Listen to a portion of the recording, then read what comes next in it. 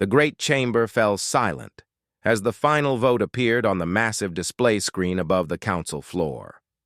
Ambassador Hyun stood at the human delegation podium and watched the numbers that would change everything. 347 votes for expulsion, only 62 votes against. The humans were finished in council space. Speaker Velthar of the Zentari raised his ceremonial staff, and his voice echoed through the chamber. The motion carries. Humanity is hereby expelled from the Galactic Council effective immediately. All human presence in council space must cease within 30 standard cycles. Hyun felt the weight of 5,000 years of human space exploration collapse on his shoulders. He had served as Earth's ambassador for 12 years. He had watched humanity grow from a small voice in the council to a respected member species. Now he watched it all crumble because his people could not stay within the lines that others drew. The Velcon delegation erupted in cheers. War Chief Thak stood and raised his massive fists in victory. The Velcons had pushed hardest for this moment, ever since the incident at Kelos 7. They called it a violation of the Non-Interference Directive when human ships broke quarantine to save dying Velcon colonists from a plague. The fact that every life was saved meant nothing to them. Rules were rules. The Astral Federation delegates sat in cold satisfaction. Prime Lux had argued that humans brought chaos wherever they went, too willing to break protocols, too quick to fight, too unpredictable for civilized space. The Federation valued order above all else, and humans were the opposite of order. Only the younger species had voted against expulsion. The Karathi delegate Sion looked devastated. His people remembered when human engineers helped them build their first star drives. The Banari representative hung her head in shame. Humans had defended Banari space when raiders attacked their outer colonies, but their voices were too few against the older and stronger species. Hyun gathered his dignity and approached the speaker's platform. The chamber noise died as he began to speak. The human colonial authority accepts this decision. We will comply with all requirements for withdrawal, but history will remember this day and what comes after it. Velthar's expression remained neutral, but something flickered in his ancient eyes. Humanity may petition for readmission after a period of reflection and reform, perhaps in a century or two when your species has learned restraint. Perhaps, Hyun said quietly. Or perhaps you will learn why restraint is not always wisdom, he turned and walked from the chamber without looking back. Behind him, the other delegates began discussing trade route redistribution and colonial reassignments. They were already carving up what humans would leave behind. Captain Mira received the transmission aboard the flagship New Seoul, while her task force patrolled the outer rim. Lieutenant Kwan read the message with a shaking voice. All human forces are ordered to withdraw from council space within 30 cycles, no exceptions. Mira stared at the tactical display showing 17 human worlds scattered across council territory, colonies that families had built over generations. Research stations pushing the boundaries of science, military outposts protecting trade routes from raiders. All of it had to be abandoned. How many people? She asked.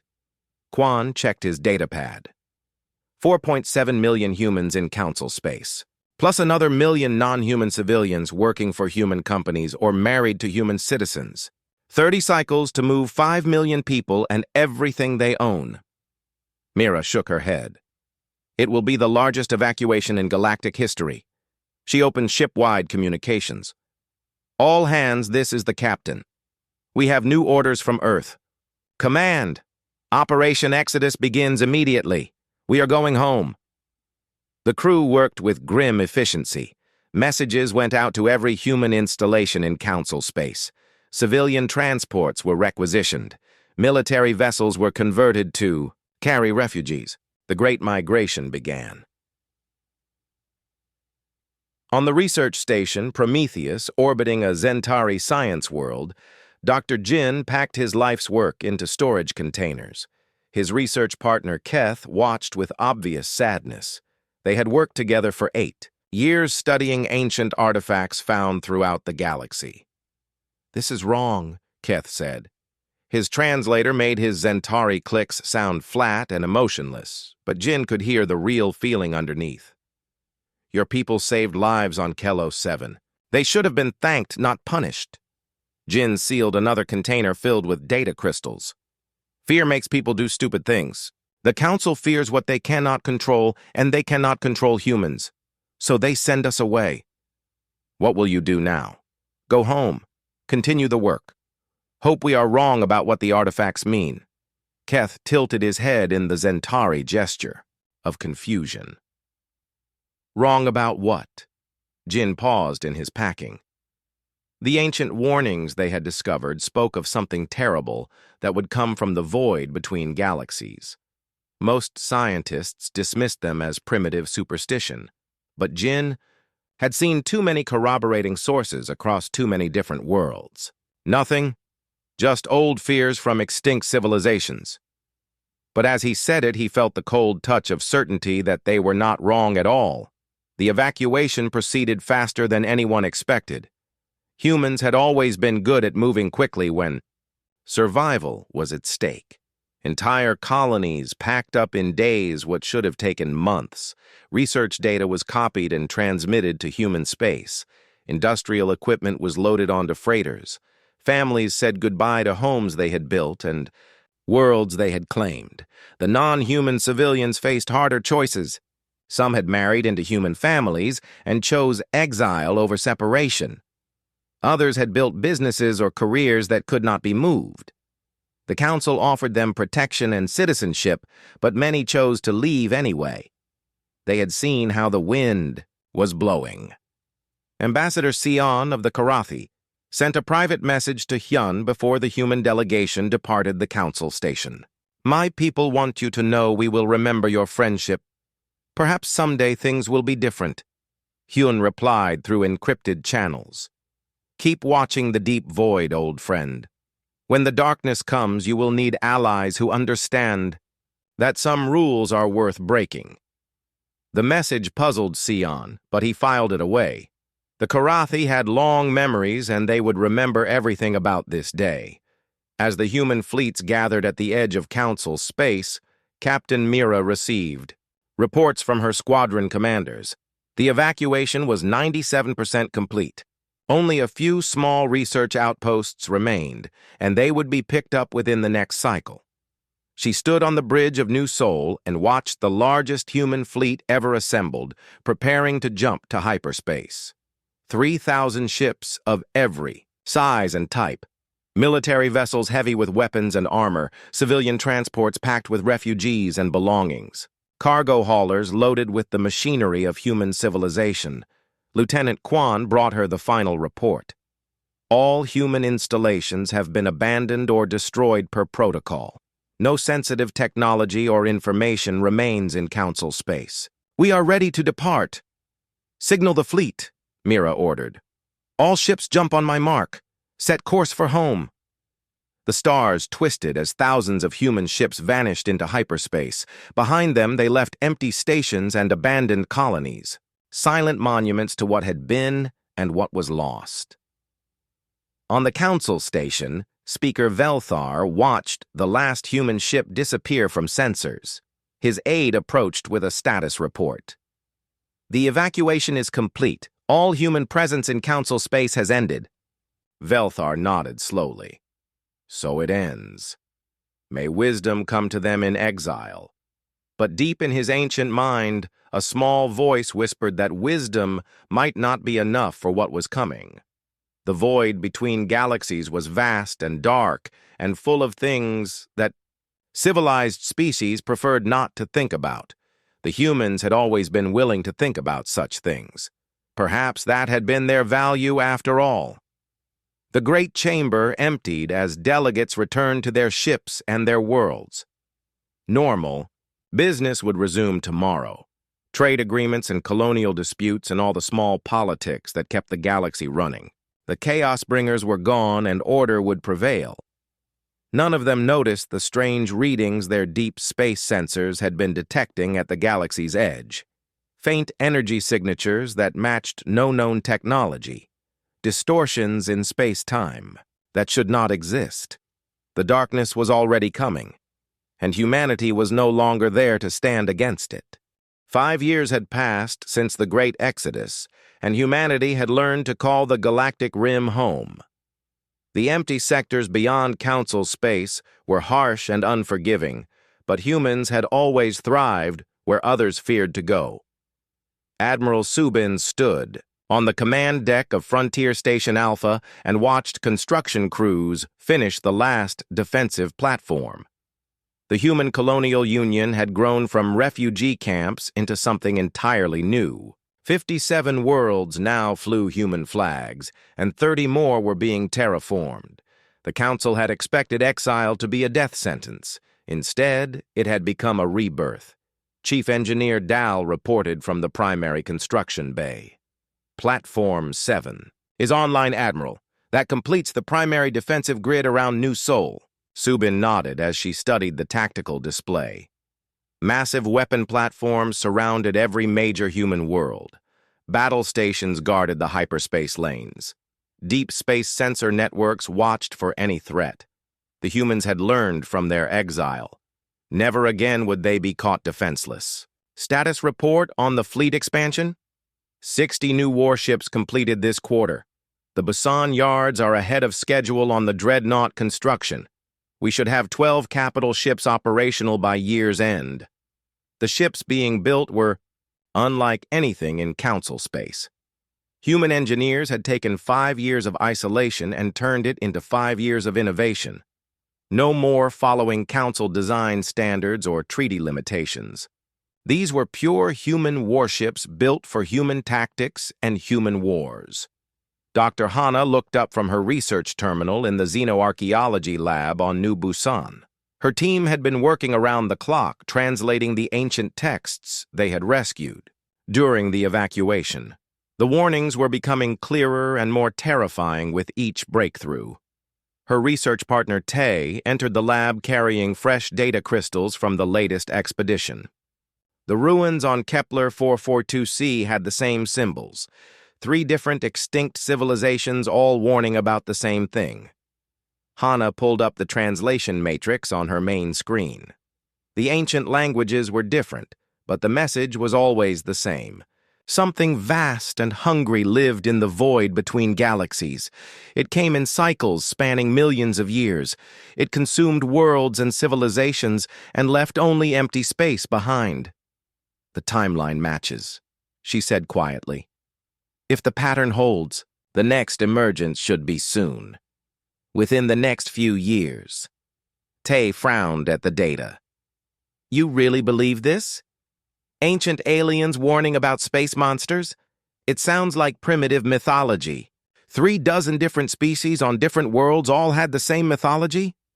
Hana shook her head. Something destroyed those civilizations. Something that made them build warning monuments before they died. We need to take this seriously. She tried to forget the cold certainty that had been growing in her mind. The void was not empty. Something was stirring in the darkness between stars, something that would make the Council's fears about human chaos seem like childish worries. In this Council space life continued much as it always had. The Velkons had expanded their mining operations into former human territories. Asteroid belts that humans had declared protected habitats were now being stripped for rare metals. The Velkon way was efficient and profitable. The Astral Federation had taken over human trade routes and found them quite lucrative. Their merchant ships now carried goods through space lanes that humans had explored and mapped. Federation colonies were being established on worlds that human scouts had first cataloged. The Zentari had claimed several human research stations and were studying the data left behind. They found human scientific methods crude, but occasionally insightful. The Chaos Bringers had been unrefined, but they had possessed a certain intuitive understanding of the universe that the Zentari found intriguing. Ambassador Sion of the Karathi sat in his private office aboard the Council station and composed another encrypted message to human space. His people had maintained secret contact with the colonial union despite council restrictions. The friendship between their species was too valuable to abandon. His latest intelligence reports were troubling. Deep space monitoring stations throughout Council territory were detecting strange energy readings, brief spikes of exotic radiation from the void regions beyond the galactic rim. The readings matched no known technology or natural phenomenon. The reports were being dismissed by most Council scientists as equipment malfunctions or measurement errors. But Sion remembered Ambassador Hyun's final words about darkness coming from the void. The humans had always seemed to know things that others missed.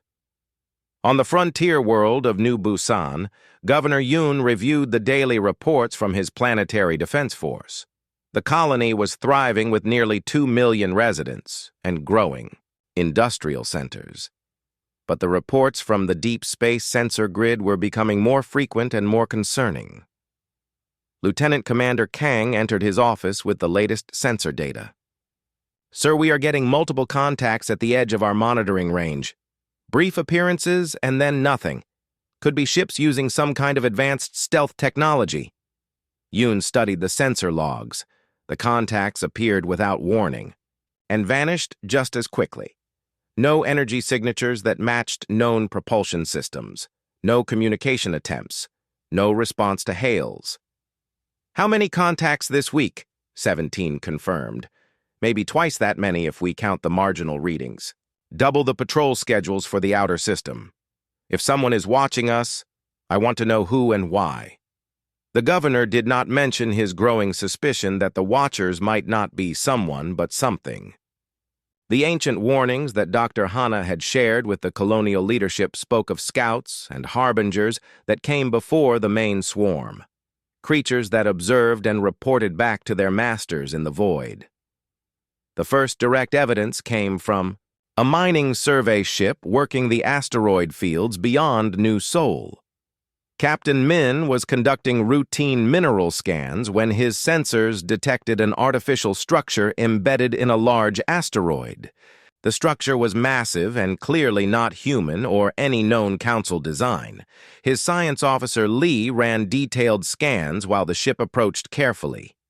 "Captain, the structure appears to be some kind of probe or monitoring device. The materials are unlike anything in our databases. The power readings suggest it has been active for a very long time." Min opened a channel to Fleet Command.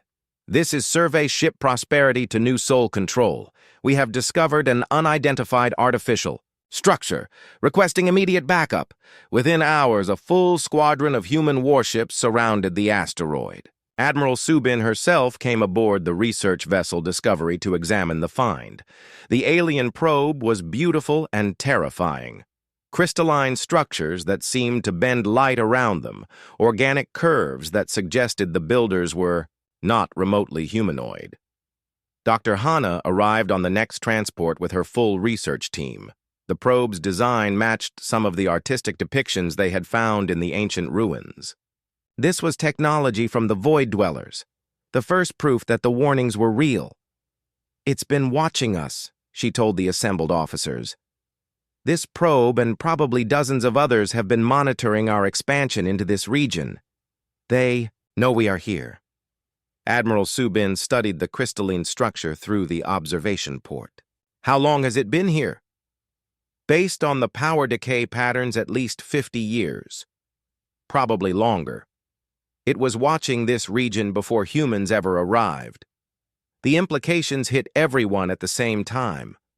The Void Dwellers had been monitoring the galactic rim for decades. They knew about human expansion. They knew about the Council. They were gathering intelligence for something." On the Council station, Ambassador Sion received a priority message from Karathi Intelligence Services. Long-range sensors had detected massive gravitational distortions at the galaxy's edge. Something very large was moving in the void between spiral arms. The readings were classified top secret and shared only with the highest levels of Karathi leadership. Sion felt the cold touch of fear as he read the technical analysis. The distortions suggested Objects of planetary scale moving at impossible speeds, fleets of continent-sized vessels approaching from intergalactic space. The dark harbor that Ambassador Hyun had warned about was finally arriving. He composed an urgent message to human space using the most secure encryption his people possessed. The Watchers are coming.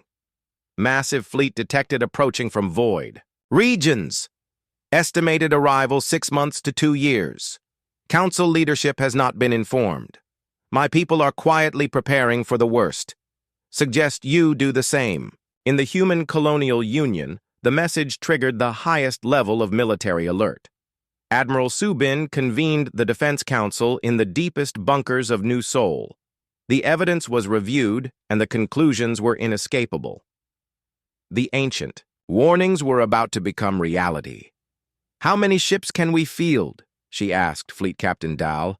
137 capital ships, 400 destroyers and cruisers, maybe 800 smaller vessels if we count everything, including civilian transports. Against a fleet of continent-sized vessels? Dal's expression was grim. "We would last about 10 minutes. Dr. Hana spoke from her seat at the conference table. "The ancient records suggest the Void Dwellers can be defeated. Previous civilizations did it somehow. But the cost was enormous. Entire species extinct. Whole regions of the galaxy left empty. What did they use to win?" The transmission from Kelos Prime ended mid-sentence. Communications Officer Beth tried to re-establish contact but found only static. The Benthari colony world had simply stopped talking to the galaxy. Captain Velneth of the Zentari Science. Vessel Wisdom's Light received the emergency orders 18 hours later. "Proceed to Kelos Prime and investigate the communications blackout. Standard protocols for contact with a potentially hostile force." The journey took 3 days through hyperspace. Velneth expected to find damaged transmission arrays or perhaps civil unrest. The Benthari were a peaceful species, but they had been having problems with radical factions lately. A simple technical failure seemed most likely. The reality waiting at Kelos Prime defied every expectation. The planet hung in space exactly where it should be. The cities were intact. The infrastructure remained functional, but every biosignature had vanished. 15 million Benthari had simply disappeared. Science Officer Keith ran detailed scans from orbit. "Captain, I am detecting no life signs anywhere on the planetary surface. No bacteria, no plants, no insects, nothing organic remains except for some basic chemical compounds." Velneth studied the readings with growing horror. This was not a weapon he recognized. No energy discharge could selectively destroy all biological matter while leaving buildings and machines untouched. "Any signs of struggle? Battle damage?" "Negative, Captain. The cities appear completely undamaged, as if everyone simply evaporated. Simultaneously, the landing party found the truth on the surface. Benthari homes contained empty clothes where people had been standing. Meals sat half-finished on tables. Children's toys lay scattered in playgrounds with no children to play with them. But the most disturbing discovery was in the planet's crust. Deep. Scanning revealed a massive tunnel system extending from the surface to the planet's core. The tunnels were perfectly circular and lined with some kind of crystalline substance. They led deep into space in a straight line toward the Galactic. "Ram, something burrowed through the entire planet," Keth reported. "Multiple tunnels at least 50 kilometers in diameter. The crystalline lining appears to be some kind of organic compound, but unlike anything in our databases." Velneth felt his scales prickle with instinctive fear.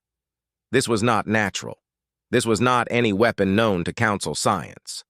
This was something entirely outside their understanding of the universe. The emergency session of the Galactic Council convened within hours of receiving the report from Kelos Prime. Speaker Velthar called for order as panicked delegates demanded explanations. The Benthari representative could only sit in stunned silence. War Chief Thak of the Velcons stood to address the assembly.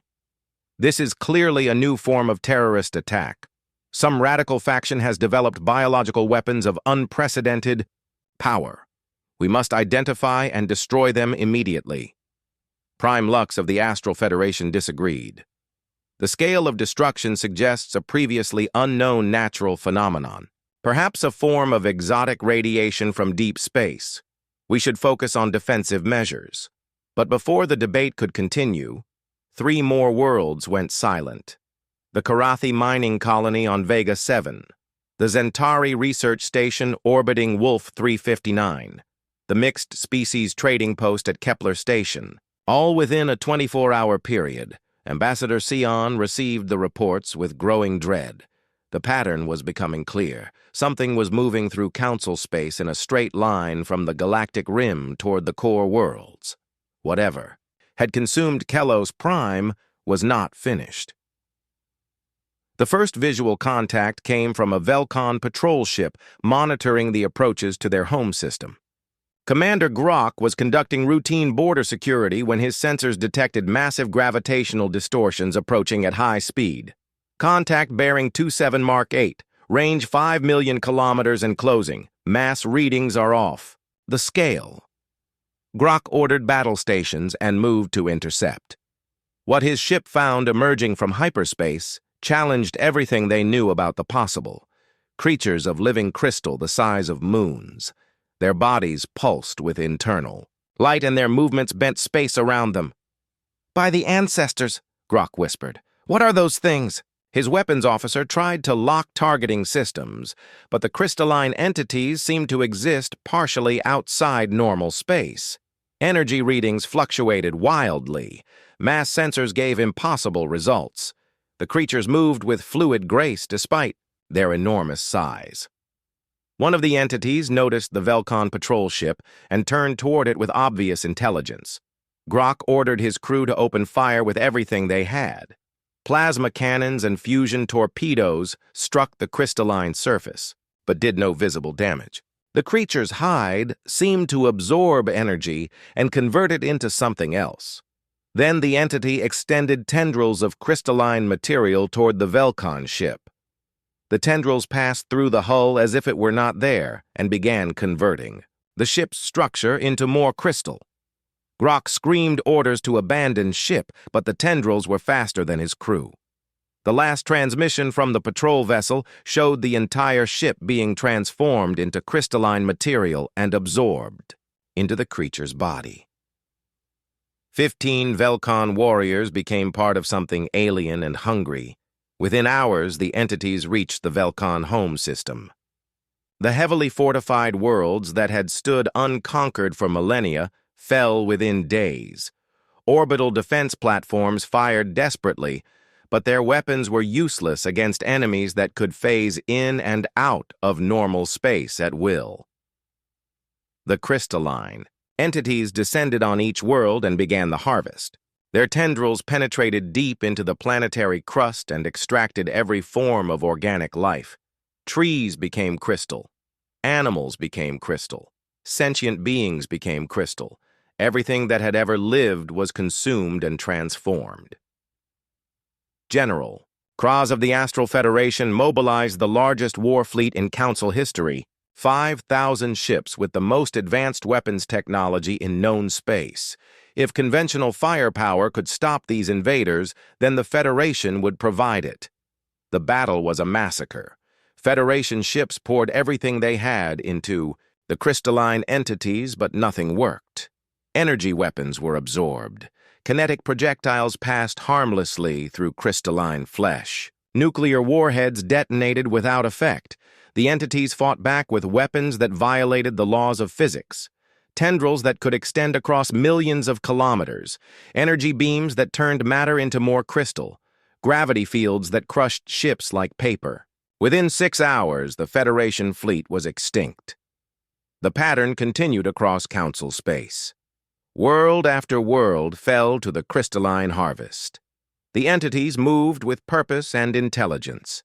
They avoided heavily defended systems at first, and concentrated on isolated colonies and research stations. But as their numbers grew, they became bolder. Dr. Yeth of the Zentari Science Academy worked frantically to understand the invaders. The few sensor readings that survived contact suggested the entities existed partially in normal space and partially in some other dimension. They could phase between realities at will. "They are not truly from our universe," he reported to the Emergency Science Council. "They originate from what we might call hyperspace, or a parallel dimension. They can manifest in our reality, but they remain connected to their home realm." How do we fight something like that? We cannot. Not with conventional weapons. We need something that can disrupt their connection to the other dimension. Something that can force them fully into our reality where they might be vulnerable. The answer lay buried in the deepest archives of the Zentari Great Library. Ancient records, from civilizations that had faced similar threats eons ago. The language was archaic, and the technology descriptions were incomplete, but the basic concept was clear. Resonance weapons, devices that could create standing wave patterns in the quantum substrate that connected all realities. If properly calibrated, they could sever the entity's connection to their home dimension and trap them in normal space where conventional weapons might work. But the power requirements were staggering. It would take the combined energy output of dozens of star systems to generate a resonance field large enough to affect the invaders, and the weapons would need to be precisely synchronized across thousands of light years. "Impossible," declared War Chief Thack when the proposal was presented to the Council. "No species has that level of coordination. No civilization has that much available power." Speaker Velthar studied the ancient texts with growing desperation. Half the Council territories had already fallen to the crystalline harvest. The entities were adapting to every defense the remaining species could devise. Soon they would reach the core worlds where trillions of sentient beings waited helplessly. As he read the fragmentary records, a name kept appearing. A species that had fought the crystal entities before and somehow achieved victory. The texts called them the Determined Ones, or those who sacrifice without hope. The descriptions were vague, but they suggested a people willing to pay any price for victory. "The previous defenders," Velthar said quietly. "What happened to them?" Dr. Yeth consulted the archives. "The records are unclear. They seem to have vanished after the final battle.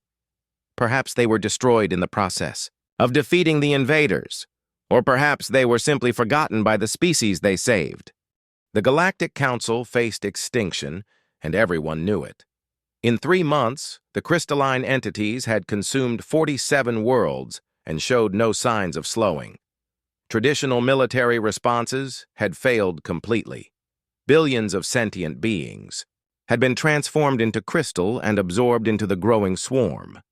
Speaker Velthar called the emergency session to order, but his usual confidence was gone. The great chamber felt empty with so many delegations missing. The Velcon seats were vacant. The Benthari representative had not returned since his homeworld fell. Even the mighty Astral Federation had lost 2 core systems. "We face an unprecedented threat," Velthar began. "Our conventional defenses have proven inadequate. We must consider alternatives that were previously unthinkable." Councillor Bren of the Korathi stood to address the assembly. His people had lost their primary mining colony, but their homeworld still survived. "The data from our deep space monitors confirms what we suspected. The crystalline entities are connected to something in hyperspace. They draw power and coordination from a source outside our dimension." "We know this already," snapped War Chief Thack. The Velcon leader had barely escaped when his homeworld fell. Half his people were now part of the enemy swarm. "Tell us something useful." Bren activated the holographic display above the chamber floor. Ancient symbols and mathematical equations filled the air. "Our scientists have been studying the archival records from extinct civilizations. We found references to weapons that could disrupt the entity's connection to their home dimension." Murmurs spread through the chamber. Prime Lux of the Astral Federation leaned forward in her seat. "What kind of weapons?" "Resonance devices. They create quantum interference patterns that can sever dimensional links. The theory is sound, but the power requirements are enormous. Dr. Yeth of the Zentari Science Academy provided the technical details.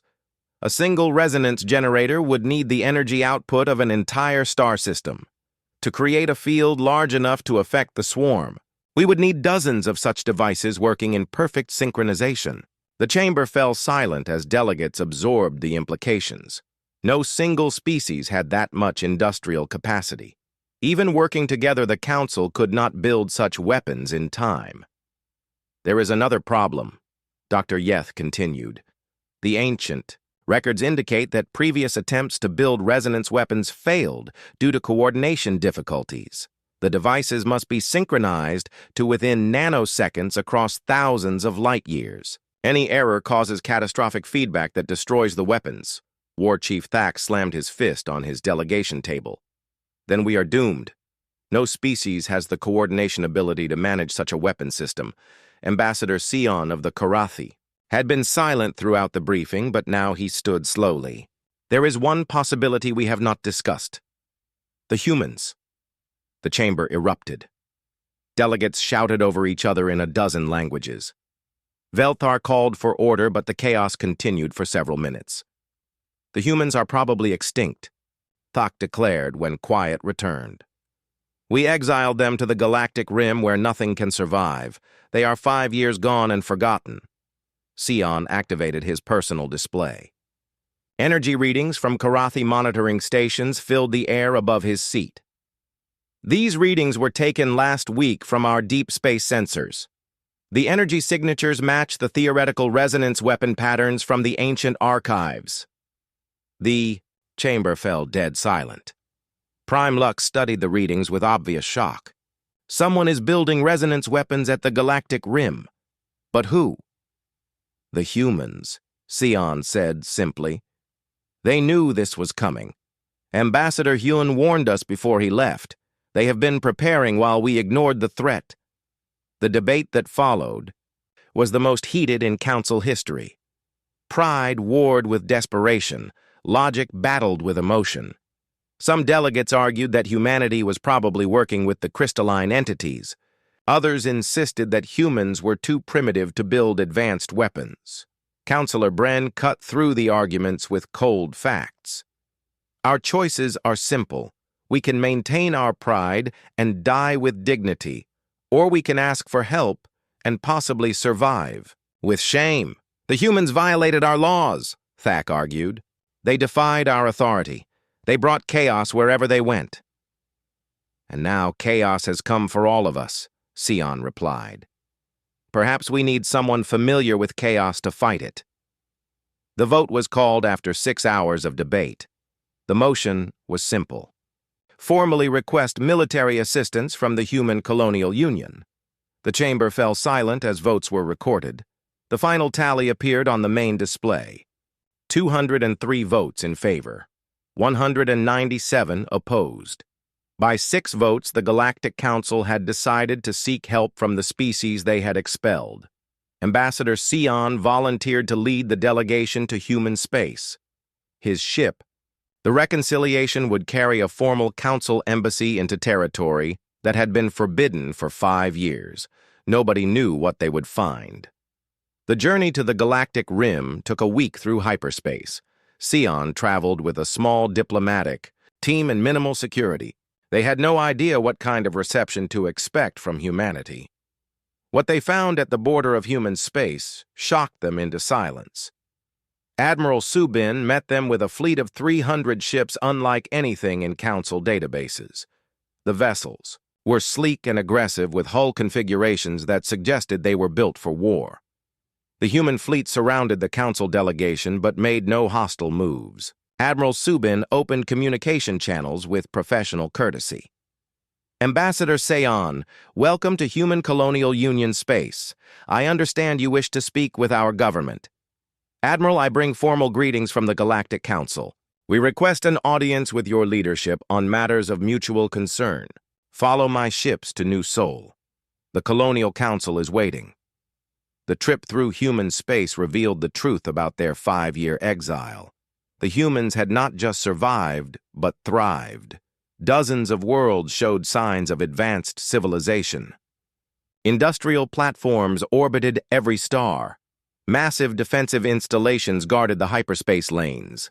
Governor Yoon of New Seoul met the delegation at the planetary capital.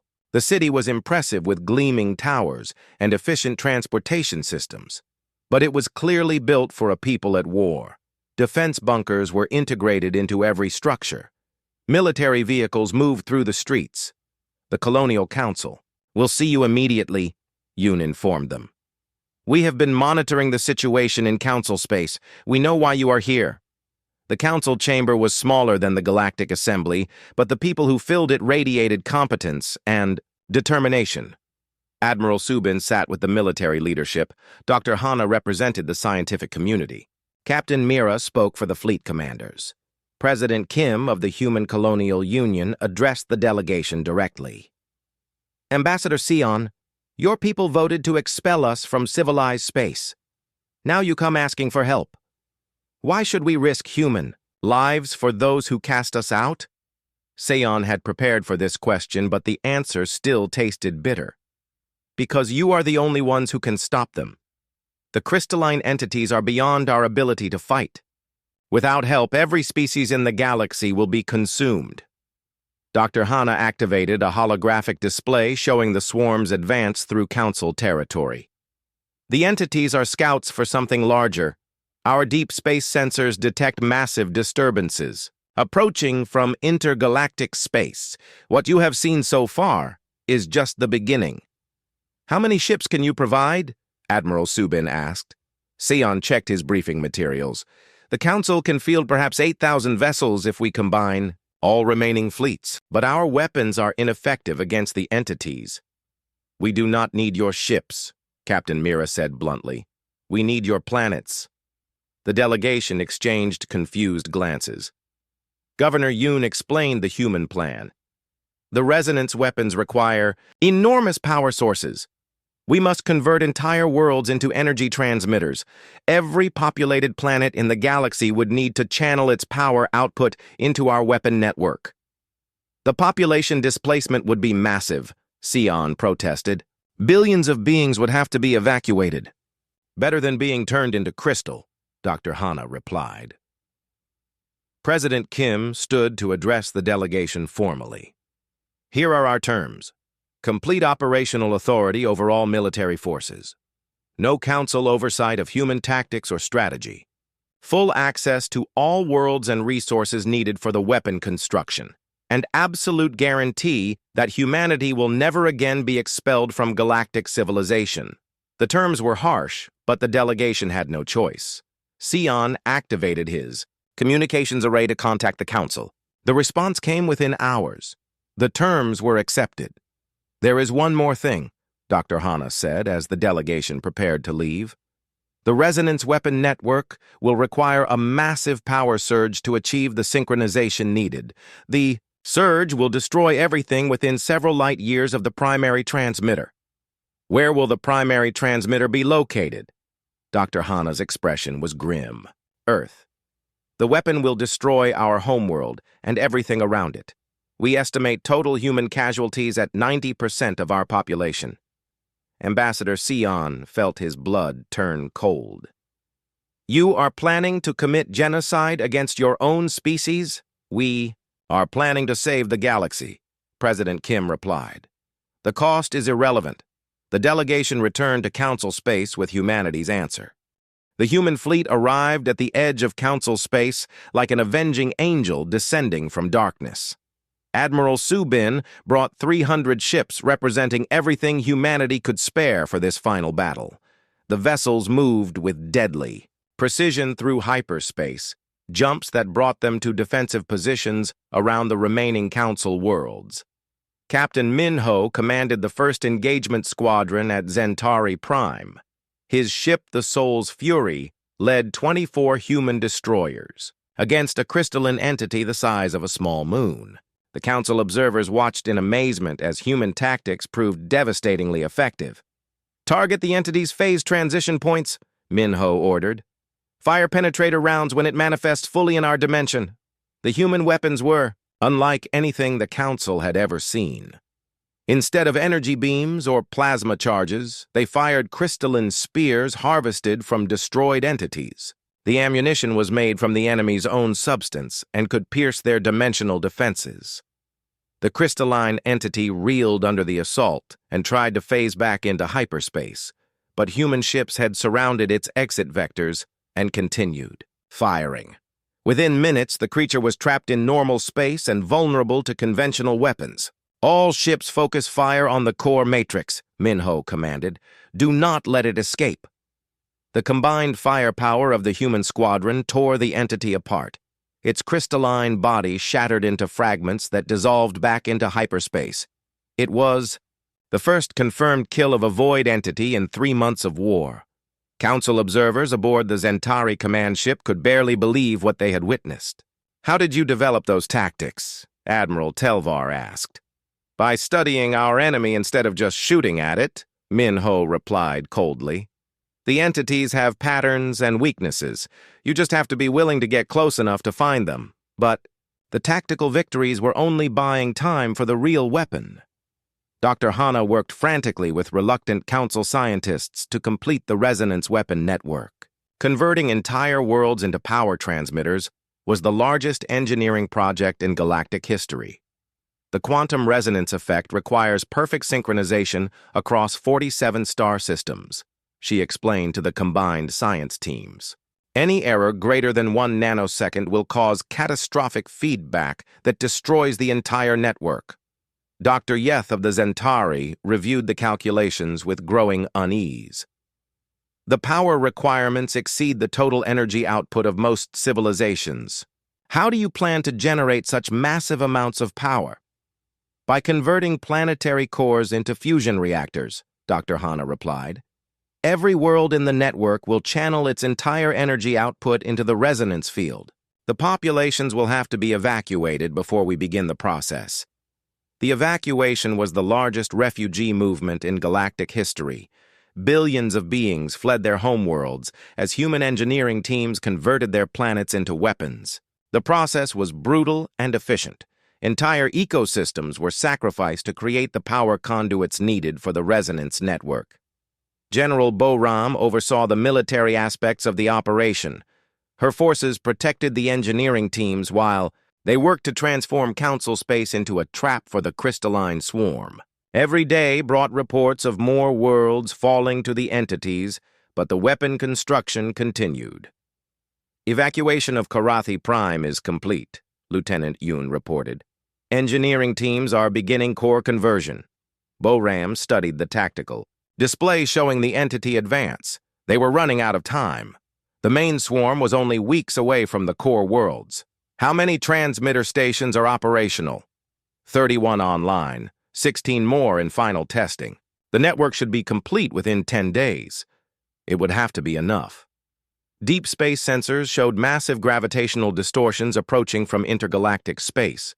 The real swarm was coming, and it made the scouts look like minor threats. Commander, Wu Jin received the reconnaissance reports aboard his stealth ship at the galaxy's edge. What his sensors revealed defied comprehension. Creatures larger than gas giants moving in perfect formation through the void. Millions of entities organized into a fleet that could consume entire star systems.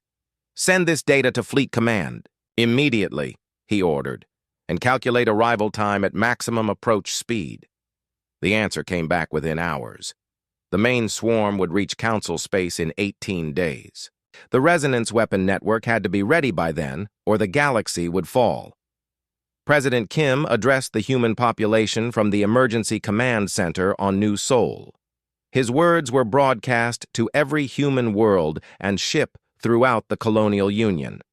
The message was simple and terrible. "Citizens of humanity, we face the final battle for the survival of all intelligent life in this galaxy. The weapon we have built will stop the enemy, but the cost will be everything we have ever built or loved. Earth will be destroyed. Most of our colonies will be lost. 90% of our people will die in the process." The response from the human worlds was immediate and unanimous. Every colony voted to support the operation. Every ship volunteered for the final battle. Humanity had made its choice years ago when the Council cast them out. They would save the galaxy that rejected them. The Zentari philosopher Velthar contacted Admiral Subin with a desperate proposal. There must be another way. The price you are paying is too high. No species should sacrifice itself for others. Your species cast us out when we saved Velkon lives by breaking your laws, Subin replied. Now we will save all your lives by breaking the ultimate law. We will cease to exist so that existence itself can continue. But why? Why pay such a price for those who rejected you? Subin was silent for a long moment. Because that is what good people do. They save others even when those others do not deserve saving. The final phase of the operation began as the main swarm entered sensor range. Every human ship moved to positions around Earth, while the resonance weapon network powered up across 47 star systems. The energy readings were off every scale as entire worlds channeled their power into the quantum field generators. Lieutenant Yoon monitored communications from the human flagship as the fleet prepared for the last battle. The messages between ships were brief and professional. No drama or heroic speeches, just people doing their jobs with the knowledge that none of them would see another sunrise. All stations report ready, Captain Mira announced. Resonance field is stable across all transmitter nodes. Enemy fleet bearing 09 Mark 7 at 15 million kilometers and closing. The crystalline swarm was a sight that would haunt the galaxy's dreams forever. Millions of entities moving in perfect coordination through space, each one larger than a moon, each one hungry for the life energy of entire civilizations. They had consumed countless galaxies across cosmic time. They had faced every possible defensive strategy, but they had never encountered an enemy willing to commit total suicide to achieve victory.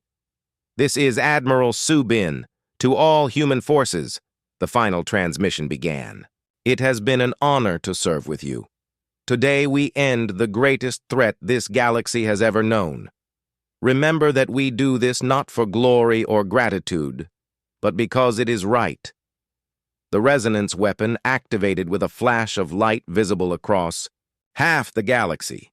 Quantum energies ripped through hyperspace and normal space simultaneously. The crystalline entities found their connection to their home dimension severed instantly. Trapped in normal space, they became vulnerable to conventional physics. But the weapon's true purpose was not to make them vulnerable. It was to trap them in a localized space-time distortion that would collapse into a micro-black hole. The entire swarm would be compressed into a gravitational singularity and removed from the universe permanently. The process required precise timing and massive energy input. Every world in the resonance network poured its entire power output into the quantum field. The energy surge was so massive that it began destroying the transmitter planets one by one. Earth died first. The homeworld of humanity vanished in a burst of quantum fire as the primary resonance generator overloaded. The nearby colonies followed within seconds. Star after star went dark as their planets were consumed by the energies they were channeling. Dr. Hana's final transmission reached Council space just as the resonance field achieved critical resonance. To those who come after us, remember that the greatest victory sometimes requires the ultimate sacrifice. We give our lives freely so that life itself can continue. The crystalline swarm died in a cascade of dimensional collapse. Millions of entities were crushed into a point of infinite density and removed from reality. The threat that had consumed galaxies was finally ended. But the price was exactly what humanity had predicted. Earth was gone. The human colonies were gone. The great fleet that had saved the galaxy was vaporized in the quantum fires of their own weapon. Ambassador Seon stood in the council chamber 6 months later as the memorial was dedicated. The chamber had been rebuilt on the station orbiting where Earth once turned around its yellow star. The inscription was written in every language known to galactic civilization. Here stood humanity, exiled for their chaos, mourned for their sacrifice. Remembered for their love. Speaker Velthar spoke for the entire council. We cast them out because they would not follow our rules. They saved us because they followed a higher rule.